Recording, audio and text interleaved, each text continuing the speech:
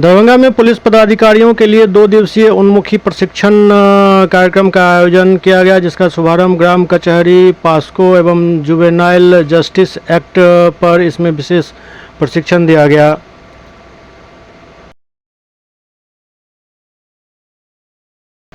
इस प्रशिक्षण का मुख्य उद्देश्य पुलिस निरीक्षकों एवं थानाध्यक्षों को ग्राम कचहरी से संबंधित कार्यों के साथ साथ बाल संरक्षण से जुड़े महत्वपूर्ण कानूनों जैसे POCSO act, juvenile justice act के बारे में विस्तृत जानकारी एवं संवेदनशीलता प्रदान करना है। प्रशिक्षण कार्यक्रम में मिथिला क्षेत्र के विभिन्न जिलों से आए पुलिस इंस्पेक्टर एवं थाना पदाधिकारियों ने भाग लिया।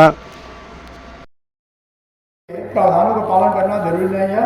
जो उचित और सुविधाजनक है वही प्रक्रिया ग्राम कचहरी में के मामलों के निष्पादन में अपनाना है ताकि वो सुविधाजनक रहे। बात किए सर करते हैं,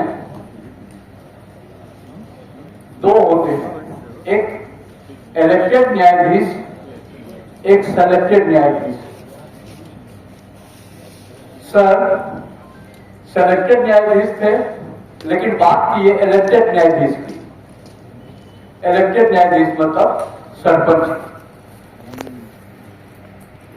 ये सेलेक्टेड और इलेक्टेड के अंतर को समझना है। न्यायपीठ वो भी है, न्यायाधीश सर। लेकिन कहां चूक होती है, कहां हम इग्नोर करते हैं, कहां हम अपनी सीमा से बाहर चले जाते। सर ने काफी विस्तार से ये जो अधिनियम, पंचायती राज अधिनियम 2006 के बारे में विस्तार से सर ने बताया, और मात्र 40 धाराएं हैं जो आप रोज देखते हैं। इसलिए मैंने कहा कि आप जो काम करते हैं उसके लिए एक तो हृदय से आपको सैल्यूट है, क्योंकि आप जितना काम करते हैं उतना दूसरा कोई काम नहीं करता। कैसे लोगों को ये प्रशिक्षण देगा? मिथिला क्षेत्र के दरभंगा के अंतर्गत पदस्थापित सभी पुलिस इंस्पेक्टर एवं थाना प्रभारी को ग्राम कचहरी में पुलिस की प्रासंगिकता एवं पोस्को तथा जुवेनाइल जस्टिस बोर्ड के संदर्भ में सभी पदाधिकारियों को ग्राम कचहरी बिहार पंचायत राज अधिनियम 2006 के सभी सेक्शन एवं बिहार पंचायत राज ग्राम कचहरी संचालन नियमावली 2007 के सब संदर्भ में सभी थाना प्रभारी एवं पुलिस इंस्पेक्टर को अद्यतन करने के लिए ये चाणक्य विश्वविद्यालय पटना के तत्वाधान में प्रशिक्षण दिया जा रहा है। 2 दिवसीय प्रशिक्षण है, जो पहले 24 एवं 28 को था, जो टल करके 2 अप्रैल एवं 4 अप्रैल को किया जाएगा।